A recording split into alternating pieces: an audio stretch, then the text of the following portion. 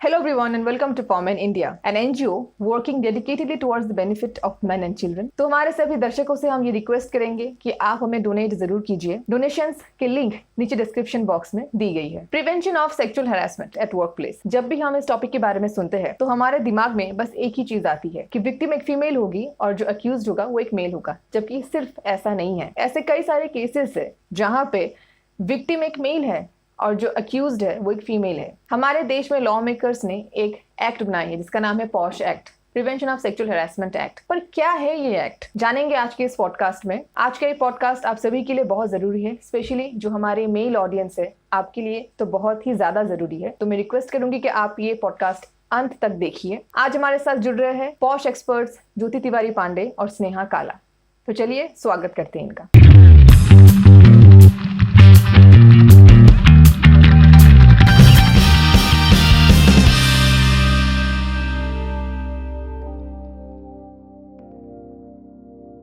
Namaste, Jyoti ji. Namaste, Sneha ji. Thank you so much for joining us today and welcome to Form in India once again. नमस्ते, thank you for inviting. जब भी हम sexual harassment की बात करते हैं तो हमेशा सबके दिमाग में एक चीज होती है कि हैरास लड़की को किया गया होगा, that means the victim is the girl, और जो अक्यूज्ड है वो एक लड़का ही होगा। बट हमेशा ये सच नहीं होता है। एंड नाउअडेज बहुत सारे केसेस में ये पाया गया है कि जो अक्यूज्ड है वो एक फीमेल होती है, मतलब जिसने सेक्सुअल हैरेसमेंट किया है वो फीमेल है और जो विक्टिम है वो मेल है। इस पे एक मूवी भी बनी थी फ्यू इयर्स बैक, जहाँ पे प्रियंका चोपड़ा और अक्षय कुमार ने एक्टिंग की थी, दैट ऐतराज। तो उस मूवी में भी यही दिखाया गया था, वो भी कितने सालों पहले पहले बनी थी वो मूवी। तो उसमें भी वही दिखाया गया था कि कैसे एक फीमेल बॉस अपने मेल एम्प्लॉय को हैरेस करती है फॉर वॉट एवर रीजन्स, और फिर उसको कैसे झूठे केस में फंसाती है। तो इसीलिए एक एक्ट लाया गया है जिसको बोलते हैं हम posh act, prevention of sexual harassment act. लेकिन मैक्सिमम लोगों को इस एक्ट के बारे में पता नहीं है। दे हैव नो आइडिया और दे आर नॉट अवेयर। अगर थोड़े बहुत लोगों को पता भी है तो उनको पता नहीं है कि इसमें क्या क्लॉज है, इसको कैसे यूज करना है, एटसेट्रा एटसेट्रा। तो इसलिए आज का डिस्कशन हम इसी पे रखा है हमने कि पॉश के बारे में हम लोगों को अवेयर करें। तो मेरा पहला सवाल है स्नेहा जी से कि व्हाट इज पॉश। मैं चाहूंगी कि आप पहले इसके बारे में लोगों को थोड़ा एनलाइटन करें, उन्हें थोड़ी जानकारी दीजिए आप कि posh is what is posh all about. Okay, so posh जो है इट्स ये एक सूडो नाम दिया गया है by the corporates, that is called prevention of sexual harassment. But constitution में इसका नाम है the sexual harassment of women at workplace prevention prohibition and redressal act 2013। ये एक्ट जो बना था वो भावरी देवी के या भंवरी देवी के, जो लोकली उनको प्रोनाउंस किया जाता है उस नाम को, भंवरी देवी के ऊपर जो गैंग रेप हुआ था उसके बेसिस पे ये एक्ट बना था। तो पहले हमारे पास 2000 विशाखा गाइडलाइंस थी।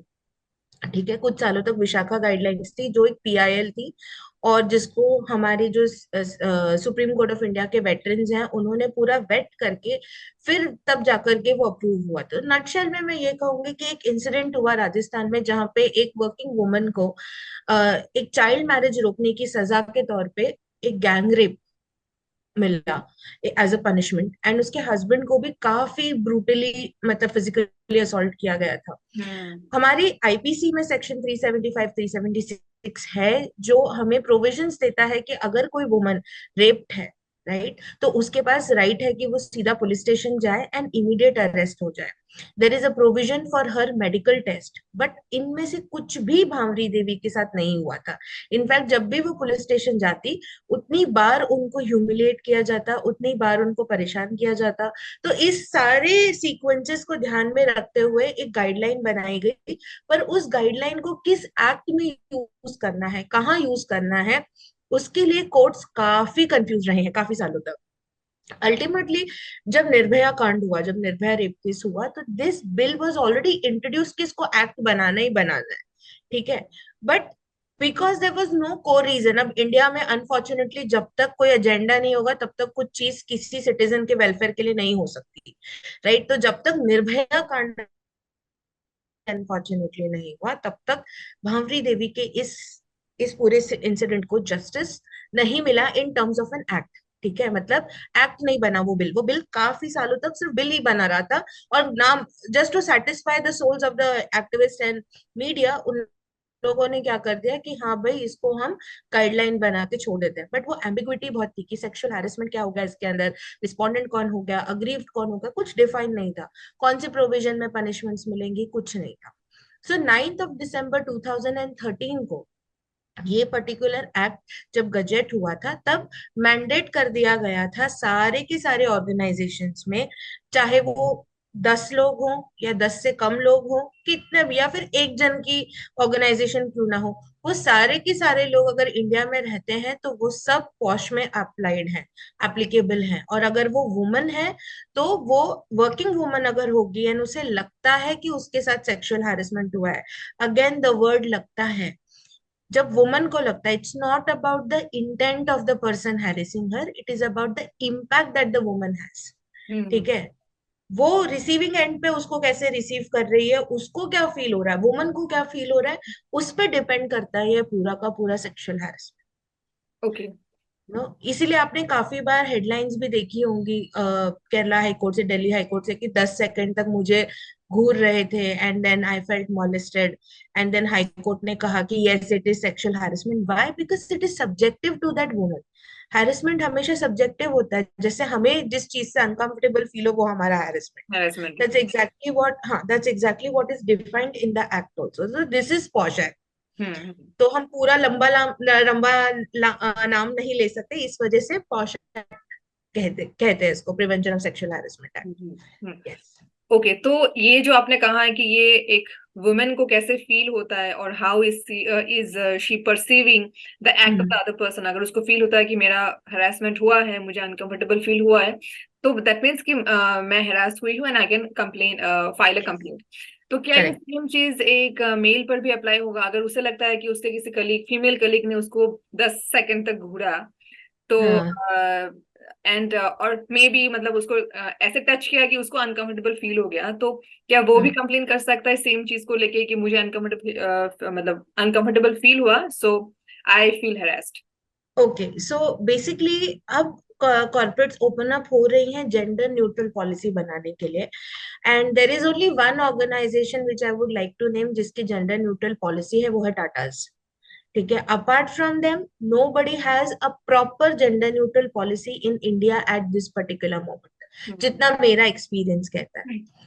अब इसमें फर्क है, पॉश एक्ट जो है वो वुमन के लिए अप्लाई होता है, बट अगर कोई कंपनी है जिसकी अपनी एंटी सेक्सुअल हैरेसमेंट पॉलिसी है एंड उसमें अगर कोई मेल हैरेस्ड है या कोई ट्रांसजेंडर हैरेस्ड है, क्योंकि आजकल ट्रांसजेंडर्स को भी हम हायर कर रहे हैं under diversity equity and inclusion, तो अगर वो कोई हैरेस्ड है, उनमें से कोई हैरेस्ड है, तो वो पॉलिसी का यूज करेंगे, एक्ट का नहीं। तो जहां पे वुमेन हैरेस्ड हो गए वहां पे पॉश एक्ट अप्लाई होगा, और जहां पे एक मेल या कोई और तरीके का जेंडर या थर्ड जेंडर अगर हैरेस होता है एट वर्क प्लेस पे, तो वहां पे हम पॉश पॉलिसी अप्लाई कर देंगे, ओके। ओके। जो कंपनी के लिए ही लिमिटेड है।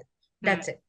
तो basically in most of the organizations in India, तो वहां पे ये जो पॉश एक्ट है वो जेंडर न्यूट्रल नहीं है, एक्सेप्ट फ्यू जैसे कि टाटास, और मेनली इसमें वुमेन ही कंप्लेन फाइल कर सकती नहीं, there is a small correction. है। Okay. POSH act gender neutral नहीं है in terms of filing a complaint. ठीक ओके। है, हम्म। हाँ, मतलब मैं अगर वुमन हूं और मेरे साथ कोई हैरेसमेंट हुई है तो मैं कंप्लेन करूंगी, वहां पे वो जेंडर न्यूट्रल नहीं, सिर्फ वुमन को ही राइट है लॉ के अंडर।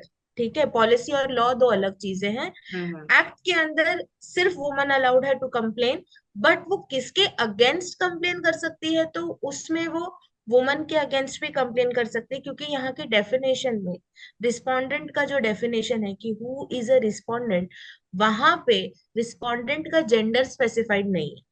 अच्छा। ओके। ठीक है, तो वो ओके। जेंडर न्यूट्रल है, वहां पे अच्छा। रिस्पोंडेंट कोई भी हो सकता है, तो वो वुमन टू वुमन भी सेक्सुअल हैरेसमेंट हो सकती है इस अच्छा। तरीके से। अच्छा। Okay. Okay. Hmm. Got it. अब ज्योति जी, मैं आपसे पूछना चाहूंगी कि पॉश एक्ट और पॉश पॉलिसी दो अलग अलग चीजें हैं। तो क्या डिफरेंस है दोनों में बेसिकली? देखो, डिफरेंस ये है कि पॉश एक्ट में तो सर्टेन चीजें हैं कि अगर ये पाया गया, जांच समिति ने पाया, तो ये उसके ऊपर एक्शन हो सकता है। दैट टू मैनेजमेंट ही एक्शन ले सकता है, ठीक है। जो कमेटी के मेंबर्स हैं वो एक्शन नहीं ले सकते, दे कैन ओनली प्रपोज कि this action can be taken, but generally ये कहने की बातें हैं, मैनेजमेंट एक्शन ले लेता है, ठीक है। अब पॉलिसी ये है कि वो सिर्फ कंपनी के अंदर की बात है। लाइक एक किसी लड़के ने जाके कंप्लेंट करी, और मान लीजिए कोई, मैं भी अभी जिस कंपनी में, I would like to name, Pathlock ने भी अपना जेंडर न्यूट्रल पॉलिसी बनाया, and they took they took help from मी।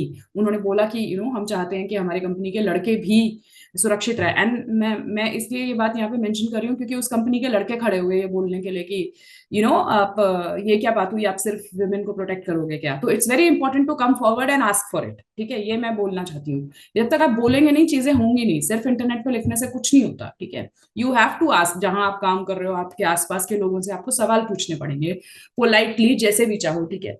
तो उन्होंने ये पॉलिसी बनाई, तो इस पॉलिसी का मतलब अब ये है कि वो सिर्फ उस कंपनी के अंदर होगा। मान लीजिए लड़का जाके कंप्लेंट करता है कि ये लड़की ऐसे मेरे साथ कर रही है, तो उनकी इंटरनल जो भी एथिक्स कमेटी होगी, डिसिप्लिनरी कमेटी होगी, not the posh committee, okay, the ethics committee, या जो एचआर उन्होंने अपॉइंट किए होंगे कि ये लोग देखेंगे ऐसा कुछ भी आएगा तो वो लोग अपने इंटरनली ही एक्शन ले सकते हैं कि वार्निंग दे दिया या कुछ भी दे दिया। पॉश के जो नियम है वो उन पर अप्लाई नहीं होंगे, बट कंपनी ने जो अपने पॉलिसीज बनाई हैं कि अगर कोई ये करता हुआ पाया गया, इरिस्पेक्टिव ऑफ जेंडर, उसके साथ हम ये करेंगे, तो तब हो जाएगा। जैसे अभी कुछ ही देर पहले एक हमारे फ्रेंड ने, उनसे बात हो रही थी कि उनकी कंपनी में एक न्यूड वीडियो जो है शेयर कर दिया गया था। The boss took action and said कि लड़की को छुट्टी दो, और इसके बारे में किसी ने बात भी करी तो मैं इसका जो है आई विल टेक एक्शन। तो दो लोग रिलेशनशिप में थे, and then the relationship gone sour, जो आजकल होता है, ठीक है। तो कुछ न्यूड वीडियोस थे जो शेयर हो गए। तो ये होता है जब कंपनी अपने अंदर एक्शन लेती है। एक होता है जहां पर लड़की स्पेसिफिकली पॉश कमेटी को जाके कंप्लेंट करती है कि मेरे साथ ये हो रहा है। तब फिर ये होता है कि एक्सटर्नल मेंबर भी आता है, उस कंपनी के अलावा भी बाहर से लोग आते हैं जो बैठते हैं, बात करते हैं। यहाँ पर जो पॉलिसी है उसमें ये नहीं होता, उसमें कंपनी के अंदर ही बात होगी, वहीं पे एक्शन ले लिया जाएगा। And it has nothing to do with कि भाई हाँ बाहर से लोग आ रहे हैं या बाहर बातचीत होगी, वो कंपनी के अंदर की बात होती है। ये बेसिक डिफरेंस है इन दोनों चीजों में। ये कंपनीज के हाथ में है कि वो जेंडर न्यूट्रल पॉलिसी बनाए। आई डोंट नो क्यों नहीं बनाते वो। एग्जैक्टली क्योंकि लास्ट ईयर एक लड़के ने हमारे प्लेटफॉर्म में इंटरव्यू दिया था, और उसके साथ आई गेस एक सेक्सुअल हैरेसमेंट हुआ था, जहाँ पे दो लड़कियों ने उसके अगेंस्ट कंप्लेन फाइल की थी, जबकि उन लड़की के पास कोई एविडेंस नहीं थे उसके अगेंस्ट। मे बी कुछ उनके साथ पहले कोई झगड़ा हुआ था, आई थिंक, उस लड़के और उसके फीमेल बॉस के साथ, जिसकी वजह से ये सब कांड हुआ बाद में। And he complained to the committee मतलब उसके ऑफिस में ही उसने कंप्लेन की। पर उसके जो ऑफिस में हायर अथॉरिटी से, उन्होंने पॉश एक्ट के बारे में कभी सुना ही नहीं था। और क्योंकि उसके अगेंस्ट कंप्लेन थी, तो उन्हें जॉब से फायर कर दिया गया। पर लड़के ने एविडेंस मांगी तो उसको कोई एविडेंस भी नहीं दिखाया गया। लड़के ने कहा कि you show me the evidence, कि मैंने कब ऐसा किया। तो कुछ तो एविडेंस होगा आपके पास, मैंने उसको मैसेज किया या फिर मतलब गलत तरीके से उसे टच किया, आप सीसीटीवी कैमरास में आप देख सकते हैं, तो आप दिखाइए। लेकिन कोई भी एविडेंस किसने नहीं दिखाया, तो he had to lose his job. But उसको जस्टिस मिला नहीं, I think he still fighting for the case. तो here I want to know कि अगर कोई लड़की ही पकड़ लीजिए, एक लड़की ही अगर किसी मेल कलीग के अगेंस्ट एक फॉल्स केस फाइल करती है, तो इस चीज से कैसे डील करे कोई भी लड़का? How to deal with this thing कि अगर फॉल्स, मुझे पता है कि मेरे अगेंस्ट फॉल्स केस फाइल हुआ है और कोई एविडेंस नहीं है, और उस बेसिस पे अगर मुझे मेरे हायर अथॉरिटीज धमकी दे या वार्निंग दे या या मेरे जॉब से मुझे निकाल दे, तो at that point of time मेरे पास क्या ऑप्शंस है अवेलेबल? मैं स्नेहा जी से पूछना चाहूंगी। तो अगर हम रिस्पोंडेंट की बात करें और उसे सी डिफेंस, तो उसका राइट है, ठीक है। जैसे ही उसके ऊपर, जैसे कोर्ट्स में होता है, पहले तो हमें ये समझना चाहिए कि जो हमारी इंटरनल कमिटी है उसके पास क्या राइट्स है, जो जिसकी वजह से वो पावरफुल हो जाती है। तो कॉसी जुडिशियल पावर, मतलब क्वार्टर पावर ऑफ द जजेस, वो इम्पार्ट किया गया है हमारे इंटरनल कमिटी को। तो जितनी इंटरनल कमिटीज है इंडिया में, वो सबके अंदर वो एक पावर है।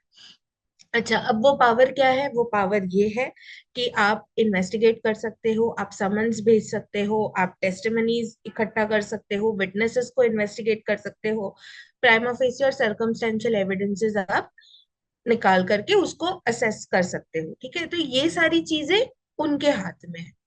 अब टर्मिनेशन जैसी चीज, that is not in the hands of the IC, number one.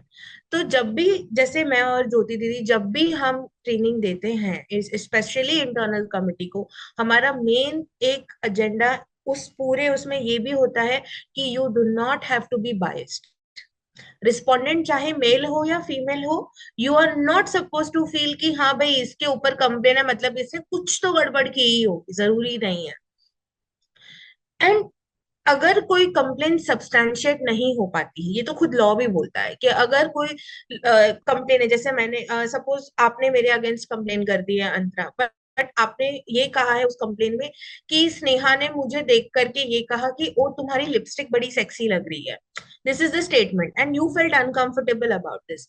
तो अब आपके पास क्या प्रूफ है ये प्रूफ करने का टू स्टेट कि हाँ ये स्नेहा ने किया है? Now complaints may not have been substantiated. यहाँ पे आपके पास कोई रिकॉर्डर नहीं था, कोई सीसीटीवी फुटेज नहीं है, किसी भी तरीके का रिटर्न में मैंने आपको ये लिख करके नहीं भेजा है, ऐसा कुछ भी नहीं हुआ है।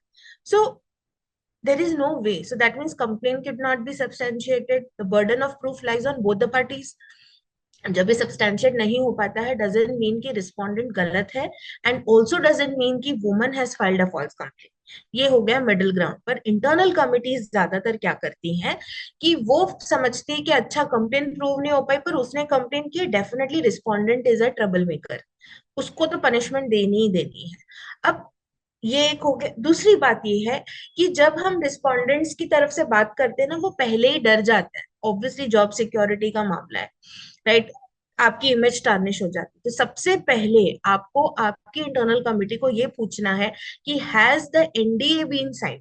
नॉन डिस्क्लोजर अग्रीमेंट हर किसी के साथ साइन होता है जो जो इंसान उस पर्टिकुलर केस में इन्वॉल्व है, जैसे इंटरनल कमिटी मेंबर्स हो गए, आपके विटनेसेस हो गए, आपके जो टेस्टमनीज होती हैं। तो सपोज अगर किसी लेडी ने कहा कि मैंने साइकेट्रिक हेल्प ली है, साइकोलॉजिस्ट की हेल्प ली है, तो उससे भी एनडीए साइन करवाया जाता है। एंड प्लस रिस्पोंडेंट की तरफ से तो होता ही होता है, राइट? तो ये कॉन्फिडेंशियलिटी क्लॉज होना जरूरी है ताकि दोनों के लिए अच्छा है वैसे भी कि इमेज टार्निश ना हो। जब हम टर्मिनेशन की बात करते हैं तो टर्मिनेशन इमीडिएट नहीं होता है, 3 लेवल्स होते हैं to see whether the termination is qualified, can be qualified और नॉट। नंबर वन, कि नेचर ऑफ हैरेसमेंट कितना, क्या है, what is the intensity, does it involve physical harm, does it involve any sort of coercion towards the aggrieved woman. ठीक है, अगर कोई aggrieved है, लेडी है और उसके साथ किसी तरीके की जोर जबरदस्ती हुई है, फिजिकल ट्रॉमा है, फिजिकल डैमेज है, तब ओके कंसिडर्ड।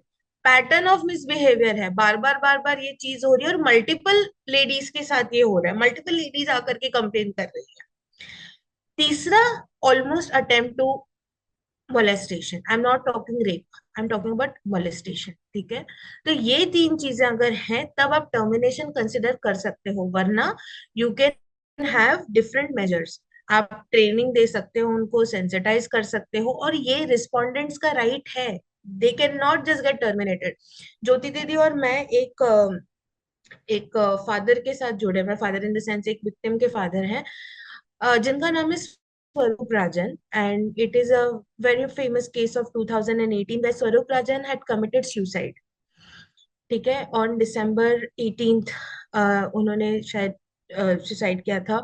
एंड वो इस वजह से हुआ था बिकॉज उनके ऊपर एक एक्विजिशन हुआ था, उनके ऊपर एक अलेजेड सेक्सुअल हैरेसमेंट की कंप्लेन हुई थी बाय 2 और 3 HRs। ओके, तो अब वो जब उनको बताया गया कि तुम्हारी कंप्लेन हुई है, it was in a very inhuman manner और बहुत पब्लिकली किया गया था ऑफिस के अंदर। Imagine is the vice president of a company और आप स्ट्रेट अवे जाकर के ये सारी चीजें उनको बोल रहे हो, and this person is the performer of the consecutive 3 years, 3 साल 4 साल से वो परफॉर्मर ऑफ द ईयर है, नोएडा का केस है। तो यहाँ पे it shows lack of empathy. भले वो रिस्पोंडेंट है, वो अभी तक अप्रूव तो नहीं हुआ ना कि उसने किया है। आप सस्पेंशन इंक्वायरी दो, no problem, suspension pending inquiry दे दो, कोई बात नहीं है कि जब तक इंक्वायरी कंप्लीट ना हो जाए सस्पेंशन दे सकते हो, but do not, you can not think of terminating them right away. वो जो बोलते ना, no tolerance policy, no tolerance policy का मतलब टर्मिनेशन नहीं होता है। नो टॉलरेंस पॉलिसी का मतलब होता है कि अगर ऐसा कुछ हो तो there will be an immediate required action. Okay. That is what is important. But अगर किसी को टर्मिनेट कर दिया जाता है तो क्या वो इंसान उस कंपनी को सू कर सकता है? करेक्ट, वो कर सकता है, वो डेफर्मेशन डाल सकता है, वो ये लेबर कोर्ट में जाकर के केस कर सकता है कि मुझे डिस्क्रिमिनेटिव मैनर से टर्मिनेट किया गया है या मुझे फोर्सफुली टर्मिनेट किया गया है। ऐसे बहुत सारे प्रोविजंस हैं जो वो कर सकता है, यूज कर सकता है। द ओनली थिंग इज कि वहां पे भी जेंडर डिस्पैरिटी आ जाती है कि because he is a male तो हम्म। उसको कितना सुना जाएगा। That's the problem. That's the problem, yes. या यहाँ पे मैं और एक सवाल पूछूंगी, जो आपने भी कहा ना, हेरासमेंट एंड मोलेस्टेशन। तो hmm harassment and molestation, I think they are two different terms. But ये चीज अक्सर, कभी कभी मैं भी कंफ्यूज हो जाती हूँ और लोग भी कंफ्यूज हो जाते हैं। तो हम्म यहाँ मैं ज्योति दी से पूछना चाहूंगी कि प्लीज एक्सप्लेन, मोलेस्टेशन किसे बोलते हैं, हेरासमेंट किसे कहते हैं। I also want to know this, and I think many people will want to know this, कि इन दोनों में डिफरेंस क्या है और हम कब बोल सकते हैं कि आई वॉज मोलेस्टेड और आई वॉज हेरास्ड। मोलेस्टेड थोड़ा विस्तृत टर्म टर्म है, ठीक है, जिसमें कि और काफी कुछ शामिल हो जाता है। हैरेसमेंट कैसा भी हो सकता है, इमोशनल और मेंटल भी हो सकता है, उसको आप मोलेस्टेशन नहीं बोल सकते, ठीक है। अच्छा, ओके। सो हैरेसमेंट, एक्चुअली हैरेसमेंट विस्तृत टर्म है, सॉरी, ब्रॉड टर्म है, क्योंकि उसमें बहुत सारी चीजें शामिल हो जाती हैं। बट मोलेस्टेशन में you need to, I think touching and वो सारी चीजें इन्वॉल्व होती हैं। Correct me if I am wrong Sneha, कि हम्म मोलेस्टेड मतलब there is a touch involve, और मतलब बहुत ही ज्यादा कुछ उसमें जो है ऐसा हो गया है कि वो वुमन बिल्कुल ही उस चीज को समझ नहीं पा रही है how to get out of it. मैं वुमन इसलिए बोल रही हूँ क्योंकि कवर भी वुमन को ही किया गया है इसमें, जबकि मोलेस्टेशन आदमियों का बहुत बढ़िया होता है, ठीक है। मैंने देखा है बहुत। एक्चुअली मैं एक चीज यहाँ पर साफ करना चाहती हूँ कि बहुत सारे लोगों को लगता है रेप, मोलेस्टेशन, हैरेसमेंट, ये इसमें जो है कोई सेक्सुअल अर्ज शामिल होती है। No, it's totally matrix of power. जो आदमी पावर में है, जो महिला पावर में है, वो दूसरे को करेगी जरूर एक्सप्लॉइट, ठीक है। आप घरों में भी देख लो, अगर a woman is sitting in a power position ना, वो एक्सप्लॉइट करते हैं दूसरे को, उसमें जेंडर नहीं आता है। सो हुआ क्या है कि हमेशा लड़के लोग पावर पोजीशन में रहे हैं, या फिर समझ लो कि इतिहास उन्हीं का लिखा गया, हालांकि महिलाएं भी बहुत पावर पोजीशन में रही हैं, उन्होंने इक्वली बहुत मोलेस्ट किया है। जिस तरह से मैंने जब री रेड किया हिस्ट्री को और अच्छे से देखा कि कभी भी किसी भी मेन के जब मोलेस्ट करने की बात होती है या हैरेस करने की बात होती है, उसमें इक्वली विमेन शामिल रही हैं, लेकिन नाम सिर्फ उस आदमी का आया है। चाहे वो नॉर्थ ईस्ट में भी मैथ्यूम वाला जो चल रहा था उसमें भी आप देख लो, हाँ। they showed those naked women and all. Women were equally participating in humiliating other women, मगर उनका नाम नहीं आया, नाम आया आदमी का। सो हम वापस क्वेश्चन पे आते हैं, harassment is like any kind of harassment, but molestation is like particular चीज की, ये हुआ, पकड़ा, मुझे धक्का दिया या मुझे टच किया, वो सारी चीजें मोलेस्टेशन में आ जाती हैं, वो पर्टिकुलर एक फॉर्म हो जाता है। Correct me if I am wrong Sneha, you are right then. दीदी। मतलब अगर कोई हाथापाई होती है, मारपीट होती है, then that will be molestation. So basically harassment is a very subjective matter. Hmm. ठीक है, जैसे अगर ज्योति दीदी मुझे आकर के कहती कि स्नेहा यू नो व्हाट, मुझे ना तुम्हारा ये दुपट्टा सही नहीं लग रहा है, तुम इसको चेंज करो, अलग तरीके से पहनो। Hmm. Up to me, I decide मेरे लिए हैरेसमेंट है या वो कंस्ट्रक्टिव फीडबैक है। हम्म। ठीक है, मोलेस्टेशन इज कि कोई मुझे पकड़े जकड़े, फोर्सफुली किस करे, जहां पे फिजिकल सेक्सुअल इंटेंट इन्वॉल्व होता है, वो हाँ हाँ, मोलेस्टेशन होता है। Exactly exactly. तो एक तरीके से आप कह सकते हो कि एक सेक्सुअल टच जो है, भले वो तरीके से आंका जाए, देखा जाए, ओके, उसको हम मॉलेस्टेशन समझ सकते हैं। But physical, sorry, harassment can be categorised. Harassment एक बड़ा सा अम्ब्रेला है जिसके अंदर मॉलेस्टेशन फिजिकल हैरेसमेंट का पार्ट है, इस तरीके से। Okay so okay. मतलब, ओके, सो हैरेसमेंट में तीन तरीके के हैरेसमेंट होते हैं, physical, verbal and visual. Hmm. Physical वो होता है जब आप सेक्सुअल एडवांसमेंट किसी टच से करते हो। वर्बल वो होता है कि जब आप किसी को बेबी, जानो, पुच्चू, डियर बिना उसके कंसेंट के बोल देते हो। हम्म। एंड विजुअल वो होता है कि जब आप कोई ड्राइंग, कोई एक्सप्लिसिट मीम या जो इस तरीके की चीजें जब आप किसी को शेयर कर देते हो हम्म। इलेक्ट्रॉनिक मीडिया में, आपके ईमेल्स में या किसी भी तरीके से आप उसको दिखाते हो, विजुअल्स दिखाते हो, राइट? तो वो हो जाता है विजुअल हैरेसमेंट। ओके। अच्छा। हाँ। एंड रिगार्डिंग मोलेस्टेशन में और एक छोटा सा सवाल पूछूंगी, based on real life experience कि मेरी एक जान पहचान की मैं फ्रेंड ही बोलूंगी, तो उसको उसके बॉस ने मैसेज किया था व्हाट्सएप पर कि हम्म। showing his sexual desire or urge.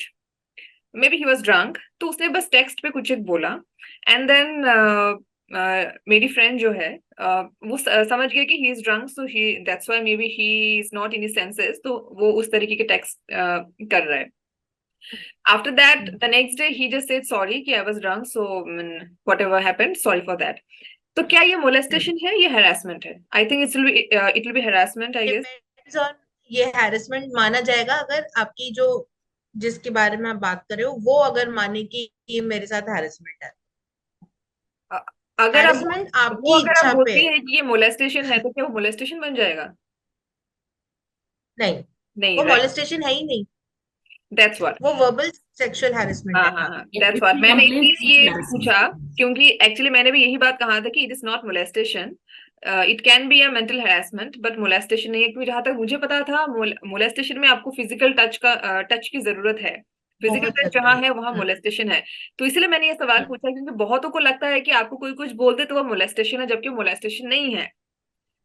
तो ऐसे मॉलेस्टेशन ऐसा नहीं कंफ्यूजन्स है। आती है, एंड देन बात का बढ़ यस। जाती है, एंड या सो यस। अब मेरा अगला सवाल होगा कि स्नेहा जी, जैसे आप तब बोल रही थी रिगार्डिंग की राइट्स ऑफ रेस्पोंडेंट्स, तो आप सीरियसली बता पाएंगे कि क्या क्या राइट्स एक रेस्पोंडेंट के पास है जब उस पे किसी ने ऐसे चार्जेस लगा दिए वर्क प्लेस पे? देखो, मैं आपको मेरे see I am consulting with almost 45 companies all hmm. Over India hmm. With regards to POSH, ठीक है? और काफी बार सेक्सुअल हैरेसमेंट पॉलिसीज बनानी पड़ती हैं या कभी वेट करनी पड़ती, मतलब उसको देखना पड़ता है कि सही इन टैंडम है या नहीं एक्ट के साथ। तो मैं आपको ये कहूंगी कि राइट्स ऑफ द रिस्पोंडेंट बहुत लिमिटेड है, 3 या 4 है, ठीक हम्म। है? उसमें से चौथा वाला फॉलो ही नहीं होता है कहीं पे भी, आइडियली। 3 कौन से हैं? सबसे पहले तो न्यूट्रल लिसनिंग, मतलब आप जब उनकी बात सुन रहे हो तो आप इस तरीके से नहीं सुनोगे कि वो अपनी जस्टिफिकेशन दे रहा है, वो अपना फैक्ट्स बता रहा है। हम्म। अपेथेटिक हियरिंग जिसको कहते हैं, वो होना चाहिए, ठीक है? दूसरा, उसको राइट है कि उसकी अगेंस्ट कंप्लेन क्या है, तो उसको कॉपी ऑफ द कंप्लेंट मिलना जरूरी है। जस्ट बिकॉज मेरे अगेंस्ट कंप्लेन है, तुम तुम्हारा रिप्लाई दे दो ऐसी ऐसी सिचुएशन हुई थी, नो। ही हैज और शी हैज, मैं अगेन यहाँ पे दोनों जेंडर्स का नाम लूंगी क्योंकि पॉश एक्ट में कोई भी डिफरेंशिएशन नहीं है हम्म। रिस्पोंडेंट के। तो मेल एंड फीमेल जो कोई भी रिस्पोंडेंट होगा, उसके पास राइट है कि वो अपना reply basis the copy of the complaint, जो कंप्लेंट की कॉपी मिलती है उनको, उसके हिसाब से ड्राफ्ट करने का उनको पूरा राइट है। हम्म। एंड ये they can go to the lawyer also, lawyer के थ्रू भी वो अपना कंप्लेन का सॉरी रिप्लाई ड्राफ्ट करवा सकते हैं, ओके। ठीक है, लॉयर की मदद से। सेम चीज applied to a woman also, ठीक है? अगर वो नहीं भी लिखे ना अपनी कंप्लेन, वो बता दे कि ऐसे ऐसे सिचुएशन हुई है, तो लॉयर ड्राफ्ट करके दे देगा। बट दोनों सिचुएशन में आप सिर्फ ड्राफ्टिंग लॉयर से करवा सकते हो। उस केस के इन्वेस्टिगेशन अगर ऑफिस के अंदर हो रही है तो उसमें लॉयर्स अलाउड नहीं होते। सर, रिस्पोंडेंट का ये राइट है। तीसरा, रिस्पोंडेंट का ये राइट है कि अगर उसके साथ जो जो चीजें हुई हैं, आई मीन उसने जो जो चीजें क्लेम की है लड़की ने, he can ask for conciliation. वो कह सकता है कि ठीक है, अगर मैंने गलती की है, कई कई बार जैसे मैंने कहा कि ये इंटेंशन पे नहीं इम्पैक्ट पे है। कितनी बार ऐसा होता है कि हमारे फ्रेंड्स हमें कुछ बोल देते हैं एंड वी आर लाइक, अरे ये क्यों बोला तुमने, hmm. You know? But hmm. हम यहाँ पे प्रोफेशनल सेटअप में है तो चीजें थोड़ी फॉर्मल हो जाती हैं। तो अगर ऐसा कोई सिचुएशन आता है एंड रिस्पोंडेंट बिलीव्स कि मैं सॉरी बोल दूंगा तो शायद चीजें ठीक हो जाएगी, he has the right to offer conciliation also. वो हम्म। कर सकता है कंसिलिएशन ऑफर, और वाया इंटरनल कमिटी ही उसे जाना पड़ेगा, जो कमिटी ये सारी जांच करती है केसेस की, वो कर सकता है। उसको इंटरिम रिलीफ भी मिलेगा। और एक और चीज है कि वो सिर्फ सस्पेंड होगा towards till the time the inquiry gets completed. There is no way that he gets terminated क्योंकि उसके ऊपर एक sexual harassment का केस है, हम्म वो This is नहीं है। what they did. This is what they did in स्वरूप राज केस. उन्होंने उसका या लैपटॉप ले लिया था, मोबाइल जमा कर लिया था और उसको बोला तुम घर जाओ. So he felt humiliated. Proof भी नहीं हुआ है. प्रूफ Now भी नहीं। both girls are absconding. I had a word with his father अभी 3 दिन पहले, क्योंकि हम प्लान कर रहे थे कि उसकी कहानी को किसी वेब सीरीज में दिखाएंगे. So he asked me to write the story. तो वो उन्होंने बोला कि वो लड़कियां एब्सकॉन्डिंग हैं, ना पुलिस कुछ कर रही है कि उनकी पता लगा सके, क्योंकि इट्स ऑन देम, उन्होंने किया ये. हाँ, और ना ही कंपनी के ऊपर कोई एक्शन लिया गया. आई मीन कौन सी कंपनी थी ये? It's a very reputed company. वहां पर ये केस हुआ जनपैक। था. जनपैक की बात हो ओके। रही है. Yes yes, he the boy he died. और उसके बाद वो हर साल अंकल जो है मेमोरियल रखते हैं, तो हम लोग बुलाते हैं. तो उन्होंने बताया कि उन लड़कियों के खिलाफ आज तक कोई एक्शन नहीं हुआ. आई मीन वो लड़का So चला गया. that guy, he like committed suicide. Yes, he died. He Okay. Was a very nice, सीधा साधा शरीफ सा लड़का था. उससे नहीं Hmm. बर्दाश्त हुआ कि उसका लैपटॉप छीन लिया गया और उसका mobile, which is against posh policy. It is so ये कैसे sad. किया? मतलब ये सब सुन के like सच में बहुत बुरा लगता है कि जब ऐसे घटनाएं एंड घट। I really want to add here कि मैं एक कंपनी में गई थी जहां पर मैं ये कंडक्ट कर रही थी सेशन. वहां की एक लड़की, मतलब हैदराबाद का एक ग्रुप था, and I felt so suffocated there, क्योंकि वो लड़कियां वो सुसाइड को भी पता क्या बोल रही थी, क्या ही पता, अब उसने कर ही लिया सुसाइड तो क्या ही पता चलेगा उसने किया था या नहीं किया था. He got all the sympathy. वो आदमी मर गया है, and this is how you are talking about it. It's like I want to और गेट कोई अवे भी फ्रॉम मरना नहीं दिस. चाहेगा, जहां तक हम सबको पता है कोई भी मरना नहीं चाहेगा. धमकी देना इज अ वो डिफरेंट। बहुत मुश्किल होता है, अपनी जिंदगी खत्म करना मुझे जिंदगी लगता है खत्म बहुत करना मुश्किल बहुत है. मुश्किल है, राइट? बिकॉज हम सब सबसे बहुत पहले अपने मुश्किल बारे में सोचते हैं, अपनी जान बचाने की कोशिश करते हैं. तो वहां अगर कोई जान ले रहा है, वो भी एक यंग लड़का, सो है. There must be something wrong. और कोई भी, आई डोंट थिंक किसी को भी ऐसे बोलने का राइट है. ये वो एक sane that mind will always be forced to commit suicide. Yes. It's a murder, kind of murder. Okay, yes. every suicide is murder by society. This is what I feel. Yes. और आदमी जो मरता है वो इसलिए मरता है क्योंकि उसको पता है, चाहे महिला भी कह लो, वो इसलिए मरता है कि उसको पता है कि nobody is there to hear him or her. Hmm. Nobody will come and support them. वो जब हर से निराश होता है तो तब मरता है. वो Hmm. ऐसा नहीं कि आज तो मैं मजे मजे में मर जाऊंगा. ऐसा जनरली अगर आप स्टडी, फिर लोग कहेंगे कि मैं मिसोजिनिस्ट हूँ, but this is a study कि वुमेन ज्यादातर धमकी देने के लिए करती हैं. लड़के जब सुसाइड करते हैं तो वो मैंने एक रिपोर्ट देखी थी एनसीआरबी की। एनसीआरबी था या वो इंडिपेंडेंट सर्वे था, आई डोंट रिमेम्बर। अगर मिला तो मैं फॉरमैन को लिंक भेजूंगी उसके बारे में, जहाँ पे लिखा था the number of suicides attempted by women and number of suicides committed by main. तो अटेम्प्टेड और कमिटेड में इतना डिफरेंस फर्क है, था, एक डिफरेंस है. कितना सो सारा, कितने नंबर्स में। आई वांट टू पॉइंट आउट कि लड़के जब सुसाइड करते हैं तो वो पुख्ता सुसाइड करते हैं कि मर ही जाना है हमें, हम्म. नहीं जीना. हाँ। लड़कियां जब करती हैं तो थोड़ा सा ड्रामा शामिल होता है, जैसा कि वुमेन का नेचर है. I mean, मैं एज अ हम्म। वुमेन मेरे को भी जब अटेंशन लेना होता है तो मैं भी थोड़े ड्रामे करती हूँ यहाँ पे, ठीक है. But they create a drama, ठीक है. मैं थोड़ा सा फिनाइल पी लिया, फिर वो मरेंगे भी नहीं, ठीक है. वो सिर्फ हम्म. धमकी. बट लड़का जब मरता है ना, वो पुख्ता मरता है, वो अच्छे से हम्म. मरता है. तो ये बेसिक, और ये मैं नहीं कह रही हूँ, ये स्टडीज कह रही है, ठीक है. अब आप इसको मिसोजिनी या कुछ भी मांगे, अगर आप अगर आप जिस दिन लड़कियां ये स्वीकार कर लेंगी कि हमारे और लड़कों में, लाइक विमेन और मेन की एनाटॉमी में बहुत फर्क है, हम्म. भावनात्मक से, फिजिकल रूप से, इमोशनल रूप पे हम दोनों बहुत अलग हैं, उस दिन सारी हम्म। चीजें मिसोजिनी से अलग हट जाएंगी और आप स्वीकार करोगे कि हाँ ये है.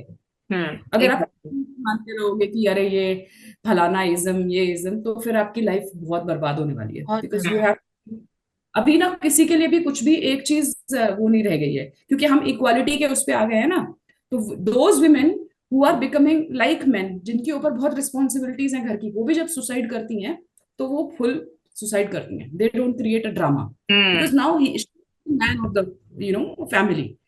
तो ये भी है. हाँ, तो ये स्टडी कहती है. तो अगर सुसाइड किया, वो मर्डर था समाज की तरफ से. He got so this thing कि अब तो मुझे कहीं से हेल्प मिलेगी नहीं, मैं क्या करूंगा, क्या मुंह दिखाऊंगा, मेरे पेरेंट्स क्या, 10 बातें आई होंगी उसके दिमाग में. फिर ये कह देना कि अरे ये तो मर ही गया, तो फिर क्या ही पता चलेगा. हाँ, ही गॉट ऑल द. मुझे ये बात बहुत चुभी इसलिए क्योंकि somebody said this about my brother also, my late brother, कि he got, I mean, are you serious? क्या वो चाहता था कि वो चला जाए? I don't understand such kind of mentality and such, जिसे कहा जाता है ना कि आप एक होता है कि कंपैशन होना, और एक होता है कि इस तरह से क्रूरता से सोचने लगना। कैसे सोच लेते हो आप ये सब? हम तो नहीं सोच सकते। Exactly.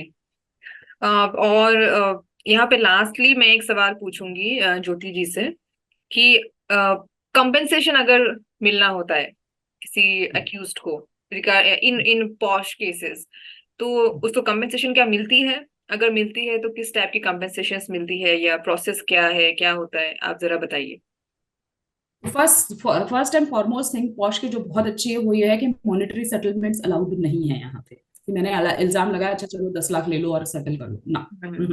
It will go into inquiry, ठीक है। उसके बाद ये देखा जाएगा कि क्या लड़की को कोई मेडिकल प्रॉब्लम हुई उसकी वजह से, एक्सक्यूज मी, क्या उसको डॉक्टर के पास जाना पड़ा, कुछ मेडिकल हेल्प लेनी पड़ी, then only she will get the compensation, otherwise not. Okay. तो आई थिंक हाँ I please. Continue since Jyoti दीदी की तबीयत थोड़ी, सो कॉम्पनसेशन यस, जैसे मेडिकल एक्सपेंसेस हैं तो उस हिसाब से आपको मिलता ही मिलता है, ठीक है। अगर उसके अलावा लॉस ऑफ करियर अपॉर्चुनिटी, एक बहुत ही फेमस केस है द नेल पॉलिश केस, जो कर्नाटका हाई कोर्ट के थ्रू जजमेंट मिली है, if I am not mistaken by the court name, okay. तो वहां पे ये था कि the lady was granted 50,000 rupees every month as a compensation for 6 years। अच्छा, from the company, from the no, victim, from the guy, from the from the respondent, accused. हाँ। Okay okay. हाँ, from the accused. क्यों? क्योंकि उसको उसने ऐसा कह दिया था कि तुम्हारी नेल पेंट बड़ी सेक्सी है। तो तो इसमें वो दिस इज लड़की को, ऑल्सो एन ऑल्सो हरासमेंट, क्योंकि उसको लगा कि ये हरासमेंट है। यस यस, क्योंकि उस लेडी को लगा हैरेसमेंट है, तो इसकी वजह से वो केस यहाँ तक हाई कोर्ट तक चला गया था। एंड उसके बाद उसको ग्रांट किया गया कि क्योंकि इस लड़की की एफिशिएंसी, प्रोडक्टिविटी में काफी ज्यादा ड्रॉप दिख रहा है, क्योंकि वो मेंटली ट्रॉमेटाइज्ड है। अब प्रॉब्लम ये है कि बिकॉज वी अंडरस्टैंड साइकोलॉजी, हम नहीं क्वांटिफाई कर सकते, हम नहीं बता सकते कि कितना और कितना मेंटल हैरेसमेंट हो सकता है किसी का। नहीं बोल सकते हम, क्योंकि सबका माइंडसेट अलग होता है, एक्सपीरियंसेस अलग होते हैं, आइडियोलॉजी अलग होती है, अंडरस्टैंडिंग ऑल ऑफ दैट। तो करियर अपॉर्चुनिटी में लॉस हो गया, उसको अप्रेजल नहीं मिला, तो यू हैव टू पे 50,000 rupees. Now this depends completely on the income of the respondent. Respondent की सैलरी क्या है वहां पे। अगर उसकी सैलरी 1.5 लाख है तो 1/3 तक आप उसको दे सकते हैं। बट अगर मैं अपने किसी ऑफिस बॉय पे, जो कि पैंट्री का काम करता है या स्टेशनरीज का काम करता है, उसको उसके ऊपर कोई सेक्सुअल हैरेसमेंट कंप्लेन लगा लूं, वो कहाँ से देगा 50,000 रुपीज? तो यहाँ पे फिर दूसरी तरीके से कॉम्पेंसेट किया जाता है कि तुम हर महीने 1,000 रुपए, 2,000 रुपए, जो भी बांध दिए एक तरीके से इंस्टॉलमेंट में, वो भी अगर इंटरनल कमिटी और मैनेजमेंट को लगा तो। पनिशमेंट्स और एक्शंस जो भी हैं वो मैनेजमेंट की तरफ से आते, वो कभी भी इंटरनल कमिटी नहीं देती। वो सिर्फ सजेस्ट करती है कि हमारा जो सर्विस रूल है या हमारा जो एक्ट है, उसके हिसाब से ये पनिशमेंट इस तरीके के ऑफेंस के लिए बनती है। That is it, nothing beyond that. ठीक है, तो लॉस ऑफ करियर अपॉर्चुनिटी हो गई, या फिर वुमन की डेथ हो गई बेसिस दिस पर्टिकुलर ऑफेंस। ठीक है, कि वो इतना, उसने सुसाइड, जैसे हमने बाकी चीजों में डिस्कस किया, कि वो इतनी ट्रॉमेटाइज हो गई कि उसको सुसाइड करना पड़ा, या फिर उसकी डेथ हो गई क्योंकि उसको डैमेज, फिजिकल डैमेज इस तरीके का हो गया कि वो अपनी हेल्थ सस्टेन नहीं कर पाई, लाइफ सस्टेन नहीं कर पाई, ऐसे हो सकता है। या फिर she has lost a physical body part, like कहीं पे हाथ पैर में चलना फिरना बंद हो गया, या पैरालिटिक हो गई, या एम्प्यूटेट करना पड़ा, काटना पड़ा, तो इस वजह से भी उसको कॉम्पेंसेशन दिया जा सकता है। It depends completely. Okay, so that means कि जहां पॉश की बात आती है वहां पे पॉश एक्ट के रूल्स रेगुलेशंस तो फॉलो करने ही है, बस साथ ही साथ आई थिंक कंपनी की मैनेजमेंट उस चीज को कैसे परसीव कर रही है उससे भी काफी चीजें डिपेंड करती है। So yes. Mostly I guess company पे ही डिपेंड करती है कि वो उस चीज को हाँ। कैसे ले रहा है, या फिर how they are acting on it. Yes. Are they totally believing the woman blindly, or they're being gender neutral and listening to both sides of the story? Now it's a two way street, okay. अगर respondent बहुत ही अच्छा resource है company का, हम्म। Specially sales और marketing का बंदा है, और बहुत अच्छा काम कर रहा है या कर रही है, और वो अक्यूज्ड है, उसको बचाने की कोशिश की जाती है। ओके ओके, अच्छा, ये बहुत इंपॉर्टेंट एक पॉइंट था। तो आई थिंक हाँ, जितने भी लोग बहुत प्रोडक्टिव है कंपनी के लिए, तो आई थिंक कंपनी उसको रिटेन करने की कोशिश करेगी और उसको बहुत बचाने ज्यादा की कोशिश करेगी। बचाने की कोशिश, मतलब जहां पे अगर उसका सपोज 50% उसका पनिशमेंट बनता है तो उसको 20% दिया हाँ जाएगा। हाँ, दिया एग्जैक्टली। तो जाएगा क्योंकि एनुअल रिपोर्ट फाइल करनी होती है और उसमें हम्म, क्वेश्चंस होते हैं। अब हम्म जैसे मैं कल परसों में एक पार्लियामेंट्री कमेटी के सामने थी, talking about the functionalities of posh act, उसमें क्या क्या अप्लाइड है क्या नहीं है, कैसे हम चीजें चेंज करवा सकते हैं। तो उन सारी चीजों में ये एक बड़ा इंपॉर्टेंट पॉइंट था कि how to maintain this kind of discipline, जहाँ पे पनिशमेंट तो मिल ही रही है चाहे आप कोई भी लेवल के हो, कोई भी डेजिग्नेशन। Okay okay, understood. तो आई थिंक पॉश के बारे में लोगों का जानना बहुत जरूरी है, क्योंकि काम पे तो हर कोई जाता है, स्पेशली मेल्स। और मेल एक ऐसा जेंडर है जिसको औरतों से भी खतरा है, मेल पुरुषों से भी खतरा है, और थर्ड जेंडर से भी खतरा होता है। आजकल तो एब्सोल्युटली। होता ही है। हाँ और तो उनको इसलिए काम पे जाना ही है। हाँ, हाँ काम हाँ हाँ, काम नहीं काम चल पे जाना है, काम करना है, पैसा बिना कमा के के नहीं लाना है, चलता। अदरवाइज उसकी जिंदगी बर्बाद। तो है। इसीलिए ये जो पॉश एक्ट के बारे में इसीलिए जानना लोगों का बहुत जरूरी है, स्पेशली मेल्स का। और इसी वजह हम्म से आज हमने ये एंटायर पॉडकास्ट की है इसी टॉपिक पे। एंड आज पूरी जितनी भी डिस्कशंस हुई, I think it's going to be very beneficial for everyone, specially the males. And I am really very thankful कि आप दोनों ने हमें आज ज्वाइन किया, and you gave your valuable insights, inputs, or you enlightened our audience regarding this not so popular act, POSH Act, but very important. So I'm really very thankful to you once again, and I hope कि हम वापस दोबारा मिलेंगे और एक important topic को लेके, जो पुरुषों के हित में होगा, उनका जानना बहुत जरूरी होगा। और I think this series is going to be very beneficial for men, जहाँ पे हम yes, डिस्कस करेंगे कुछ ऐसे ही इंपॉर्टेंट टॉपिक्स और एक्ट्स के बारे में। हाँ, सो मैं स्नेहा जी और ज्योति जी को बहुत बहुत धन्यवाद देना चाहूंगी for joining us. Thank you so much once अगेन। Thank you Antara, thank you Jyoti दीदी, थैंक यू।